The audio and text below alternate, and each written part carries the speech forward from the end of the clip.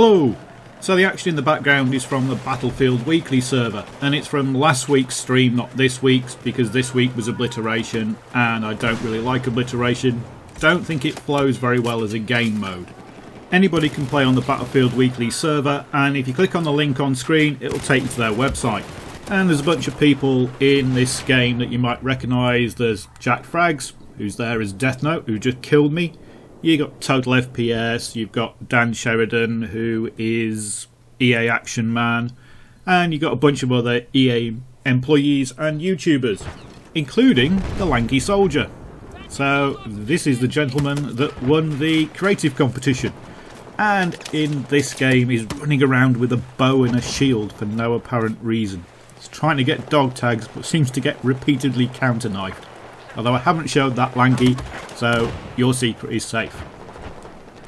The gun I'm using is the Ace 21, and I've been using that a lot over the weekend. My shoulder's now better, so I can play a bit more. And basically, I have never used the Ace 21. I had 0 kills with it, which is quite impressive this far into Battlefield 4 that I have never used the Ace 21. And effectively, it is just a cut down Ace 23. The Ace 21 has the carbine model, so it drops off to 15 damage instead of 18, and it's got a shorter maximum range and a slower bullet velocity. But what it does have going for it is it has much better hip fire. To counteract that, the Ace 21 has a bigger magazine. It's got 36 in it, and it also has much better hip fire.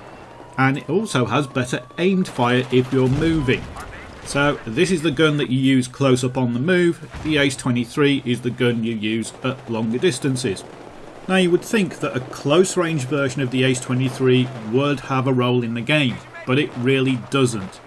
The Ace 21 just can't compete. It gets beaten by a lot of the PDWs, it gets beaten by carbines like the MTAR, and it gets beaten by assault rifles like the AEK. It just can't compete as a close range hipfire gun. Sure, it has got a bit of accuracy when it gets out to range, but if you compare the Ace 21 to the AK-5C, the AK-5C beats it on almost every stat apart from rate of fire. So unfortunately the Ace 21 isn't a jack of all trades, and it isn't a master of what it's supposed to be good at. But it is fun to use. It's not so bad that it's going to get you into trouble, it's just not really good enough to get you out of trouble.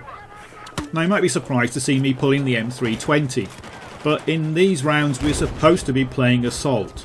Not everybody is playing Assault, but the idea was that people would play Assault. So I have the med bag, the M320 and the Magnum with the 3x scope on it.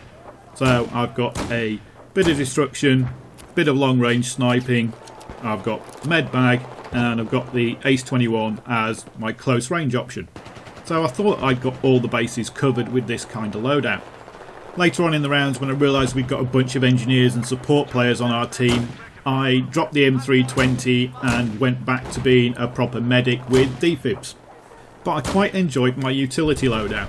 I'm not very good with revolvers, but I did manage to get off some sniper shots with the Magnum. I'd say the Ace 21 is a reasonable gun at close range, and the M320, well, that blows things up. And to be honest, the play on the server wasn't that serious. One of the things you can do on this server is go after the EA guys and try and get their dog tags. That's what the Lanky Soldier was doing. If you get their dog tags, they actually send you a set of EA dog tags in the post. Now the server is pretty much restricted to the UK and to Europeans. If your ping time is too high, then you will probably get booted off the server. And the competitions they run are also restricted to just people within the UK. Now this may seem unfair, but it's because it's run by EA's UK marketing department. So that's Dan Sheridan's normal job. He's the EA UK marketing manager, and EA Intern is in fact his assistant at EA. If you watch the actual stream, you'll notice that it's presented from a very fancy studio. They've got big curved desks, they've got massive LCD screens behind them. They have regular guests in studio, they have regular guests on the streams, and they have regular interviews with EA staff. So it's all very professional and very slick, and probably very expensive to run. and that money I imagine comes from the EA UK marketing budget, and so the competitions are only open to people in the UK because that's who they're supposed to be marketing to. But even if you're outside the UK, the stream is well worth watching because they have a lot of interviews with people from DICE Los Angeles and from Visceral.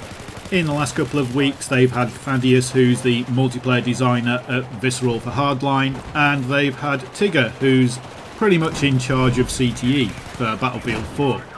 So give the stream a watch, and if you watch the gameplay, well, I'll try to do better at knifing somebody than I just did then, because we just danced around each other slashing knives until I got shot. As I've always said, if you're watching my videos for my gameplay, then you're probably going to be sorely disappointed because I'm not very good. Although I did okay in this round, which is why I picked it. I'm in a squad with Ceridian, who is Dan Sheridan, Red Spider, who's another one of the EA UK guys, Vocal, who basically carries the squad, he's the best player in the squad, and Lanky's in the squad as well, but he's desperately trying to get dog tags, so doesn't get the greatest scores. But we had some fun rounds of Rush, and once they've done PC they then switch over onto PS4 and they play a bunch of rounds on that, and then they play a bunch of rounds on the Xbox One.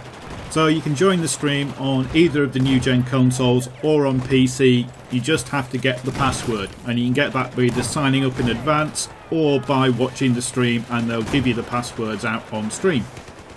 This round's about to end, and it ends with us winning, which is always good. I don't play an awful lot of Rush, I should play more of it, because when I do play it I enjoy it, but I tend to be a bit of a conquest creature of habit. Anyway, I'll leave the scoreboard up so you can have a look at the names on there and check out my magnificent score. Thanks for watching.